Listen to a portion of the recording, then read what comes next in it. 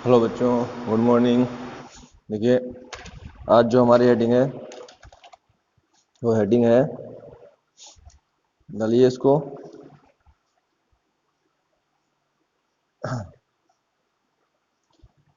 Heading है अणुओं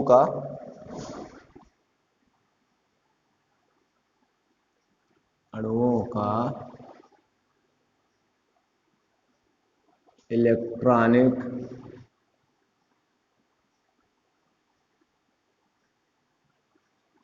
विन्यास। अणुओं का इलेक्ट्रॉनिक विन्यास, ठीक है। तो अणुओं का इलेक्ट्रॉनिक विन्यास कैसे लिखते हैं वो देखना। जो फार्मूला है हमारा, उस फार्मूले को आप अच्छे से नोट कर लेना, ठीक है। क्या होता है, देखिए, sigma 1:2 star sigma 1:2 sigma 2:2 star sigma 2:2, ठीक है। और फिर है सिग्मा 2pz, फिर पाई 2pz, पाई 2px, सॉरी x बराबर पाई 2p वाई स्क्वायर, फिर है स्टार, उसी के आगे है star pi 2px, pi 2px x बराबर star pi 2p y star sigma 2pz, ठीक है।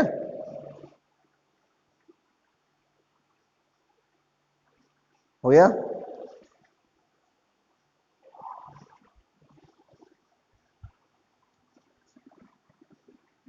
दो इलेक्ट्रॉन रहेंगे सभी में, ठीक है। आगे और भी है, यहीं तक जरूरत पड़ती है।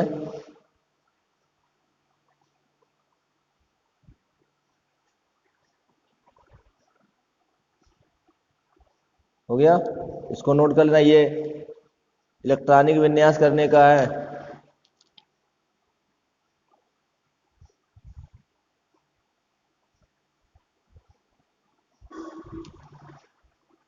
हो गया, हो गया। देखिए, जैसे कि मान लीजिए हमें O2 अणु का इलेक्ट्रॉनिक विन्यास करना है। O2 का इलेक्ट्रॉनिक विन्यास करना है। देखो, O2 का इलेक्ट्रॉनिक विन्यास करना है, कैसे करेंगे। एक ऑक्सीजन में 8, तो 2 ऑक्सीजन में कितने होंगे, 16 होंगे। तो टोटल कुल इलेक्ट्रॉन कितने हैं, 16 हैं। तो sigma 1:2 star sigma 1:2 sigma 2:2 star sigma 2:2 sigma 2pz square 2pz 2 पाई 2p 2z बराबर पाई 2p 2y। चेक करो, 2 2 4 6, 2 2 4 2 6 2 8 2 10 2 12 और 2 14। यहाँ पे देखिए स्टार पाई 2p x, यहाँ पे 1 रहेगा, स्टार पाई 2p 1 y रहेगा, ठीक है, 1 रहेगा। और जब ये 1 क्यों है, यहाँ 2 रहते हैं, तो पहले देखिए इनकी ऊर्जाएं बराबर हैं, यहाँ पर इनकी ऊर्जाएं बराबर हैं। तो सबसे पहले क्या करेंगे, इनके पास जो कक्षक होंगे, ठीक है ना, जैसे कि इसके पास 1 होगा, इसके पास 1 होगा, तो उनमें पहले 1 1 भरेंगे, और जब 1 1 भर जाएगा उसके बाद युग्मन प्रारंभ करेंगे हुंड के नियमों के अनुसार। पहले इनकी ऊर्जाएं बराबर है ना, तो सबसे पहले क्या करेंगे, इनमें जो है 1 1 इलेक्ट्रॉन भरेंगे, अगर इलेक्ट्रॉन बचता है तो उसका युग्मन प्रारंभ करेंगे। तो यहाँ देखिए, यहाँ पे आप कितने 14 हो जाते हैं, तो एक इसका कक्षक होगा ऐसे, और एक इसका कक्षक होगा ऐसे, ठीक है। पी में वैसे 3 होते, लेकिन यहाँ पर ये हम अणुओं का कर रहे हैं तो अलग होता है। मैंने बोला ना, इससे पहले जो मैंने एमओटी बताया है उसके लिए जब आप क्लास में होंगे जो वो समझाऊंगा तो ये आपको समझ में आ जाएगा। तब तक थोड़ा टेम्परेरी के लिए बता देता हूं आपको मैं। हो गया, देखो अब देखो यहाँ पे 2 इलेक्ट्रॉन थे, तो ये 2px स्टार पाई और ये स्टार पाई 2py है। तो 2 इलेक्ट्रॉन है, तो पहले इनमें 1 1 इलेक्ट्रॉन भरेंगे, अगर बचता है तब इसका युग्मन करेंगे हुंड के नियम के अनुसार। अब ये 2 इलेक्ट्रॉन थे, 1 1 भरा इनमें, तो 1 इसमें गया 1 इसमें गया। ऐसे ही आप N2 का कर लेना, ठीक है ना, Cl2 का कर लेना, हो जाएगा ना। चलिए आगे और है, ठीक है ना, इसके आगे और है। तो मैंने ये O2 के लिए आपको बता दिया है, ठीक है ना, मैंने आपको ये O2 के लिए बता दिया है। ऐसे ही आप F2 के लिए कर सकते हो ना, हो जाएगा ना, ये तो क्लियर है। चलिए हो गया, ये सूत्र लिख दिया मैंने, इसके आगे और भी सूत्र है, ठीक है ना, और भी है, जरूरत पड़ेगी तो कर लेना। हो गया, जैसे कि Cl2 में कितना होता है, कितना Cl का होता है 17 और Cl2 का 34, 17 दूनी 34, तो इसके आगे और पहुंच जाएगा हमारा, ठीक है ना। वो भी हमें दरअसल अभी जरूरत नहीं है हमको। जैसे कि F2 कितना होता है, F का 9, तो F2 का 9 दूनी 18, 18 हो जाएगा। तो यहां तक कितना हुआ था हमारा 16, तो इसमें यानी कि 1 1 इलेक्ट्रॉन और आ जाएगा। तो यहां पर आप क्या कर दोगे, F2 का इलेक्ट्रॉनिक विन्यास, F2 का इलेक्ट्रॉनिक विन्यास कैसे लिखोगे, सब पूरा सेम रहेगा। यहां पे लास्ट में 2p2 और 2p2 यहां पे हो जाएगा, क्योंकि 18 इलेक्ट्रॉन हो जाएंगे, एक फ्लोरीन में 9 इलेक्ट्रॉन, तो 2 फ्लोरीन में 9 दूनी 18 हो जाएगा। तो यहाँ पे इलेक्ट्रॉन अब की बार 2 2 हो जाएंगे, ठीक है ना। वो 2 2 4 2 10 2 12 2 2 4 2 6 2 8 2 10 2 12 2 14 2 16 2 18 हो जाएगा, ठीक है ना। चलिए हो गया, मिटा दे इसको। अब देखिए, हाँ जरूरी बात बताना भूल गया, देखिए जिन पे ये स्टार लगा है ना, स्टार ये, ठीक है ना, जिन पे स्टार नहीं लगा है और जिन पे स्टार लगा है, ध्यान सुनना, ये कहलाते हैं बॉन्डिंग इलेक्ट्रॉन, और ये कहलाते हैं एंटी बॉन्डिंग इलेक्ट्रॉन, बंधी और अनाबंधी, ठीक है ना।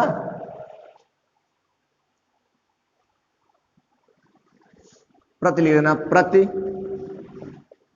आबंधी, ये लेना आबंधी प्रति आबंधी, अरे इंग्लिश में बोलते हैं बॉन्डिंग और एंटी बॉन्डिंग।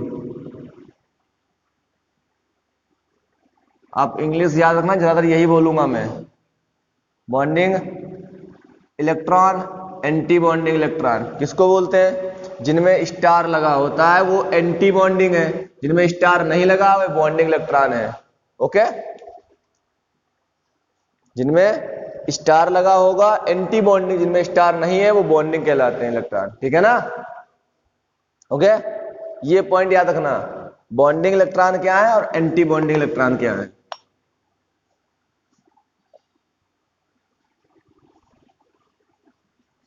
हेडिंग डालिए। हेडिंग है आपकी बंधी आणविक कक्ष। आबंधी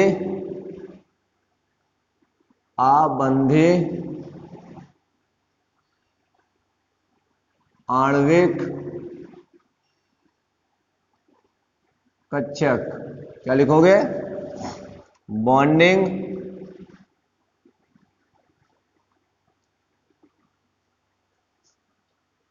मॉलिक्यूलर ऑर्बिटल,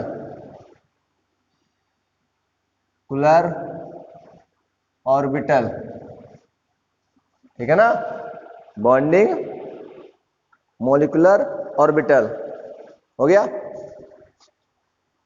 चलिए लिखिए। इसमें समझाने वाला मैंने बोला ना क्लास में करूंगा इसको मैं, ठीक है ना? तो बेहतर कर दूंगा इसको, क्योंकि थोड़ा आपको इसमें क्लास में जब आप होंगे तो थोड़ा आपको समझाने के लिए इसका उपस्थित होना अनिवार्य है यहाँ पे, ठीक है ना? देखिए, वे आणविक कक्षक जिसकी ऊर्जा अतिव्यापन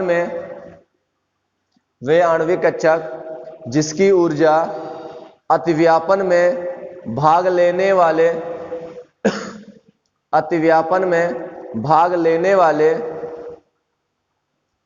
परमाणविक कक्षकों की ऊर्जा, वे आणविक कक्षक जिसकी ऊर्जा अतिव्यापन में भाग लेने वाले परमाणविक कक्षकों की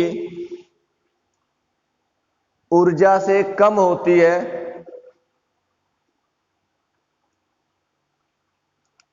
बॉन्डिंग मॉलिक्यूलर ऑर्बिटल कहलाते हैं। आबंधी आणविक कक्षक कहलाते हैं। इसमें इलेक्ट्रॉन भरने पर अणु का स्थायित्व बढ़ता है। इसमें इलेक्ट्रॉन भरने पर अणु का स्थायित्व बढ़ता है।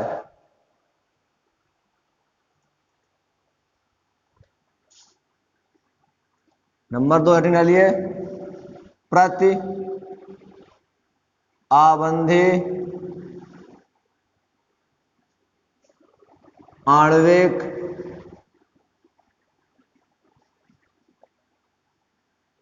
कक्षक एंटी बॉन्डिंग मॉलिक्यूलर ऑर्बिटल, ठीक है? इसमें लिखिए, वे आणविक कक्षक जिसकी ऊर्जा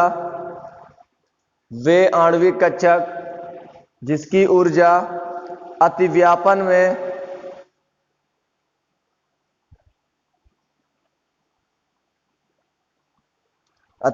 में भाग लेने वाले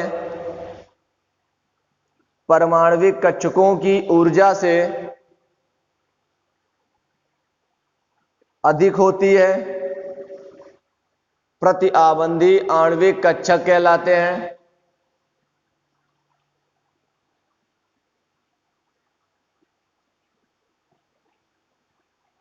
इसे व्यक्त करने के लिए स्टार का उपयोग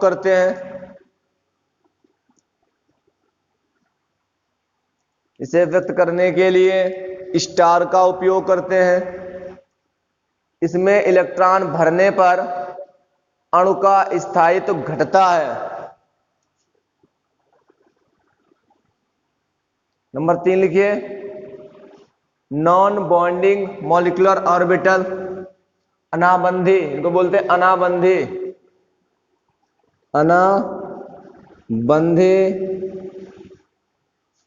आणविक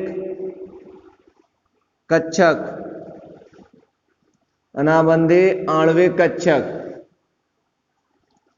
non bonding molecular orbital, non bonding molecular orbital. आगे लिखिए, इसमें वे आणविक कक्षक जिसकी ऊर्जा अतिव्यापन में भाग लेने वाले परमाणविक कक्षकों की ऊर्जा के बराबर होती है, अनाबंधी आणविक कक्षक कहलाते हैं। इसमें इलेक्ट्रॉन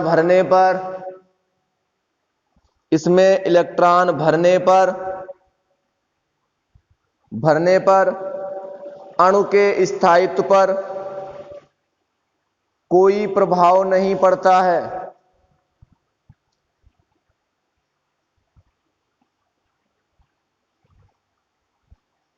कोई प्रभाव नहीं पड़ता है।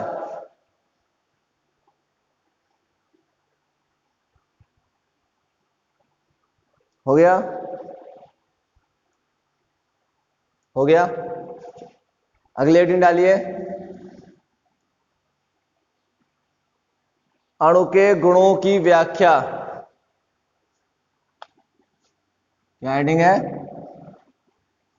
अणु के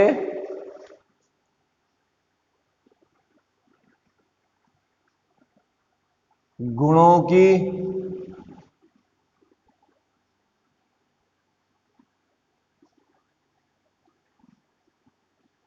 व्याख्या। तो पहला है चुंबकीय गुण।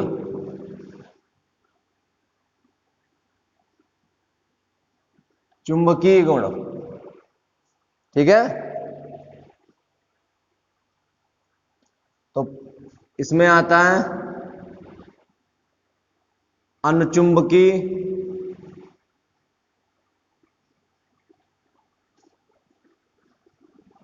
और प्रतिचुंबकीय।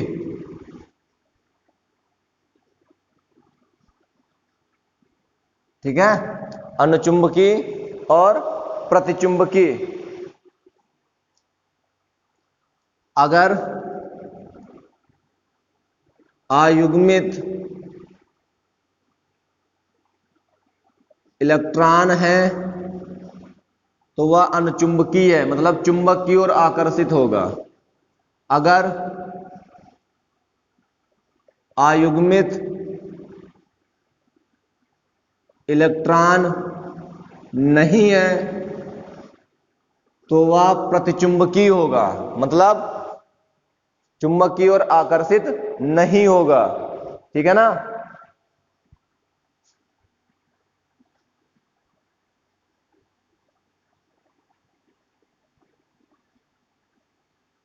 पैरामैग्नेटिक,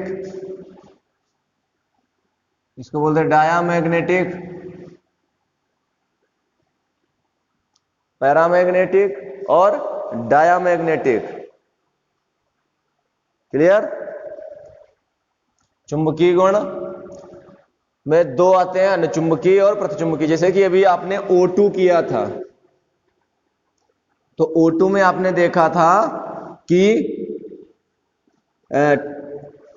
2p1 करके आ रहा था, ठीक है ना? क्या था?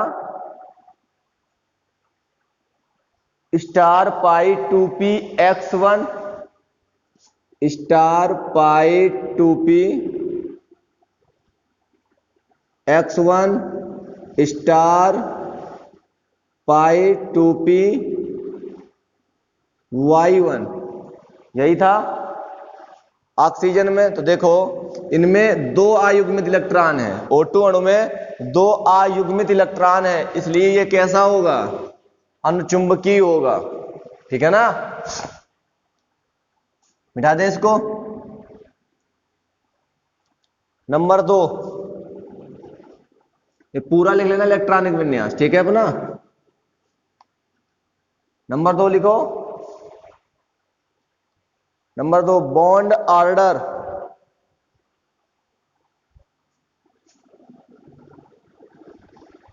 बॉन्ड ऑर्डर, बंध कोटि। बंध कोटि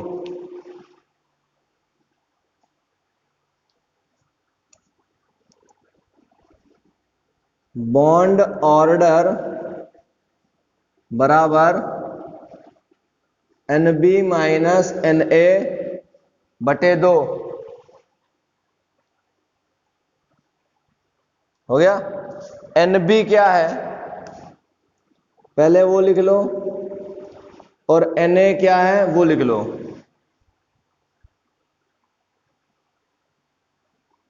इसको बोलते हैं बॉन्डिंग मॉलिक्यूलर ऑर्बिटल, आबंधी आणविक कक्षकों में उपस्थित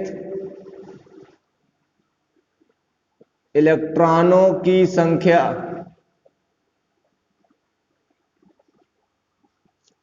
इसको बोलते हैं एंटी बॉन्डिंग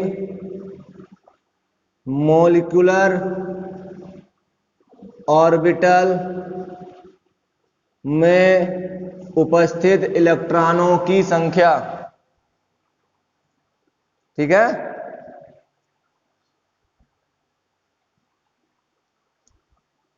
हो गया क्लियर। परिभाषा क्या लिखोगे, किसी अणु में आबंधी आणविक कक्षकों में उपस्थित इलेक्ट्रॉनों की संख्या तथा प्रति आबंधी आणविक कक्षकों में उपस्थित इलेक्ट्रॉनों की संख्या के अंतर के आधे को बंद कोटि कहते हैं। ओके ना, डिफिनेशन क्लियर है हमारे। क्या मैंने बोला, किसी अणु में बॉन्डिंग मॉलिक्यूलर ऑर्बिटल में उपस्थित इलेक्ट्रॉनों की संख्या तथा एंटी बॉन्डिंग मॉलिक्यूलर ऑर्बिटल में उपस्थित इलेक्ट्रॉनों की संख्या के अंतर के आधे को बंद कोटि कहते हैं। परिभाषा लिख लेना। धन्यवाद।